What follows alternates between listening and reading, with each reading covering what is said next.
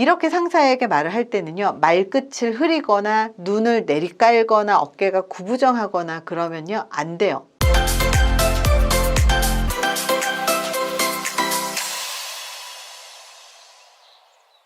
다른 사람에게 얕보이지 않으면서 예의 있게 말하는 말투 알려드릴게요. 사람들한테 유독 얕보이는 사람들이 있어요. 다른 사람들의 말에 동조만 하는 사람들이에요. 자기 의견 없이 동조만 하면 사람들이 나를 좋아하게 될 줄 아는 사람들이 굉장히 많습니다. 직장에서도 회의 시간에 단 한마디 자기 의견을 말하지 않고 듣기만 하는 사람을 좋아한다고 생각하는 사람들이 많아요. 하지만 다른 사람들과의 소통에서 자기 의견을 말할 수 있는 사람을 훨씬 더 좋아합니다. 여기에서 우리가 명확하게 자기 의견을 말한다는 것에 대한 기준이 좀 있어야 되는데요. 자기 의견이 없는 사람들한테 사람들이 이런 이야기들을 하기도 하잖아요.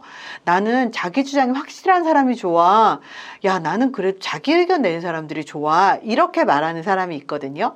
하지만 이 말의 의미는 나의 의견에 동의하면서 그 의견과 비슷한 다른 의견 혹은 가끔 소신을 밝히는 사람이 마음에 든다, 이 의미예요. 자기 주장이 강한 사람의 의미인 다른 사람들의 말은 듣지 않고 자기의 생각만 옳다고 주장하는 사람을 사람들은 좋아하지 않아요. 우리는 이 사이에서 어떤 처신을 해야 될까요? 매번 반박만 해도 안 되고 매번 자기 소신을 밝혀도 안 된다는 거죠. 그렇다면 매번 다른 사람의 말에 맞다고 동조만 해서도 안 된다는 거예요. 그 말의 의미는 꼭 필요한 경우에는 자기의 의견을 단호하게 말해야 얕보이지 않는다는 뜻입니다. 매번 다른 사람의 말이 맞다고 동조만 하는 사람이 얕보이기가 쉬워요. 자기 주장을 할 때는 말하는 방법이 잘못돼서 상대방의 기분을 상하게 하시는 분들이 좀 있어요. 이것만 주의하면 자기의 권리, 그리고 요구, 의견, 생각, 느낌 등을 얼마든지 표현을 해도 문제되지 않습니다. 만약 직장 상사가 기분 나쁜 말을 하고 그리고 조롱을 한다면 어떻게 하는 게 좋을까요? 소극적인 사람들은요, 하고 싶은 말이 있어도 꼭 참을 거예요. 공격적인 사람은 상사를 째려본다거나 기분 나쁜 표정을 있는 그대로 지어 보일 거예요. 그리고 이 일이 부당하다고 오히려 당당하게 맞서겠죠. 하지만 이 두 가지 모두 정확한 처신을 하는 게 아니고 갈등을 해결하지 못하고 관계만 악화될 가능성이 되게 높습니다. 공격적인 것과 단호한 것을 혼돈해서는 안 돼요.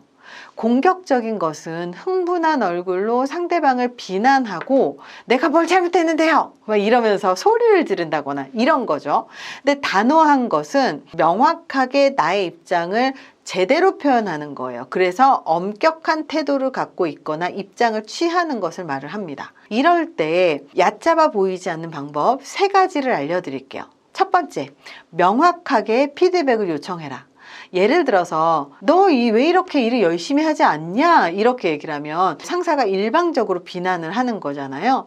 근데 여기에서 열심히라는 말의 기준이 굉장히 모호해요. 이 말의 전제는 상사가 만족하는 수준만큼 열심히 하지 않았다는 거예요. 예를 들어서 여기에 또 할 말이 있잖아요. 우리는 저는 일주일에 이틀을 야근을 했습니다. 이렇게 얘기를 해도요, 상사는 야, 야근하면 뭐하냐, 일을 제대로 해야지, 잘하란 말이야, 잘. 이렇게 하면 이때부터는 아마 할 말이 없어질 거예요. 이 잘한다는 말 역시 모호하기 때문이죠.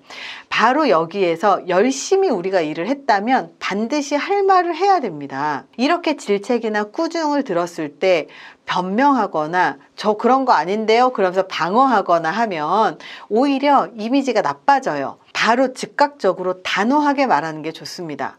직장 상사가 마음에 들어하지 않는 게 무엇인지 명확하게 피드백을 받는 게 현명한 일이겠죠. 어떤 부분이 제가 잘하지 못한 부분인지 알려주십시오. 팀장님께서 말씀하신 대로 했다고 생각을 했는데 제가 다른 부분이 있었나 봅니다. 그 부분을 알려주십시오. 이렇게 상사에게 정중하게 말을 하면 상사에게 강력하고 단호한 사람이라는 인상을 주면서 더 이상 만만하게 보지 않습니다. 만약에 업무를 핑계 삼아서 마음에 들지 않는다는 표시를 했다면 명확하게 피드백을 하지 못할 것이고, 명확한 부분이 있다면 피드백을 받음으로써 우리의 실수를 바로잡을 수 있게 됩니다. 그렇기 때문에 피드백을 요청해 주십시오.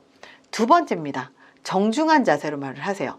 이렇게 상사에게 말을 할 때는요, 말끝을 흐리거나 눈을 내리깔거나 어깨가 구부정하거나 그러면요, 안 돼요. 눈을 바라보되 기분 나쁜 감정으로 바라보시면 안 됩니다. 다 드러납니다. 어깨를 펴고 말의 끝맺음을 명확하게 하세요. 눈을 아이 컨택을 하면서 내가 뭔가 잘못했나 피드백을 오늘 받아야 되겠다, 이 마음으로 하시란 얘기예요. 그 감정들이 모두 눈빛, 표정, 자세에서 다 드러납니다. 직장 상사는 결과만 보고 그냥 마음에 들지 않을 때 기분이 상할 수 있어요. 왜냐하면 또 다시 일을 시켜야 되고 설명해야 되고 또 기다려야 되고, 그렇기 때문에 그냥 그런 것들이 싫어서 기분 나빠할 수 있다는 거예요. 그래서 부하 직원한테 기분 나쁘게 말을 하는 사람이 있어요. 자기 기분대로 말하는 사람이요. 이럴 때 부하 직원의 대응 방식에 따라서 만만한 사람과 만만하지 않은 사람으로 나뉘게 되겠죠. 이럴 때 마음 놓고 다뤄도 상관이 없는 사람이라는 인상을 주지 않고 싶으면 단호하게 대처할 필요가 있습니다. 정중하면서 단호하게 자기 주장하는 사람은요, 얕보이지 않고, 그리고 오히려 친절하게 설명을 들을 수 있는 친절한 대접을 받는다는 사실을 기억하셨으면 좋겠습니다. 세 번째입니다. 질문하는 방법도 있어요. 만약 팀장님이 너는 능력이나 자질이 부족해 이렇게 지적을 하면 제가 어떤 능력과 자질을 갖춰야지 될까요? 라고 하면서 그 자리에서 바로 묻는 게 좋습니다.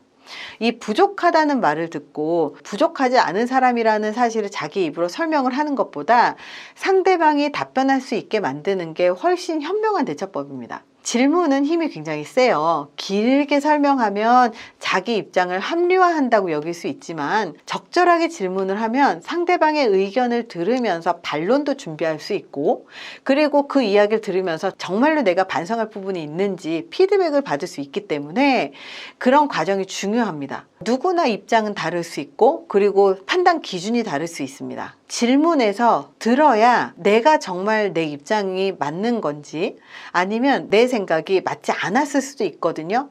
혹은 상대방이 진짜 맞았을 수도 있고요. 설명하면서 스스로 자기 생각이 틀렸다는 걸 깨닫게 될 수도 있어요.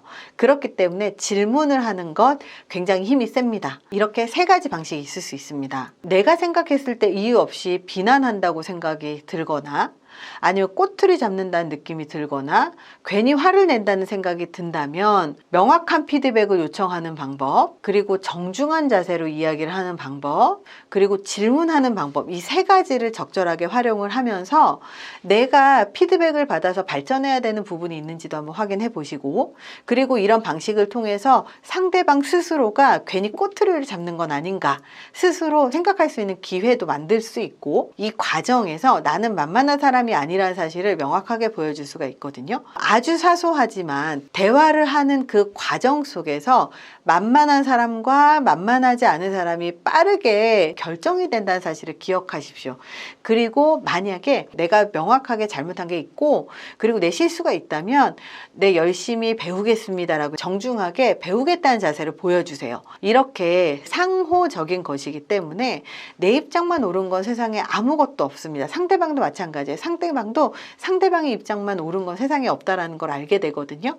그래서 이런 과정을 통해서 만만하지 않게 보이면서 이것을 연습을 통해서 우리가 장착해야 되는 인간관계 스킬로서 활용하셨으면 좋겠습니다. 이번 영상이 도움이 되셨길 바랍니다. 감사합니다.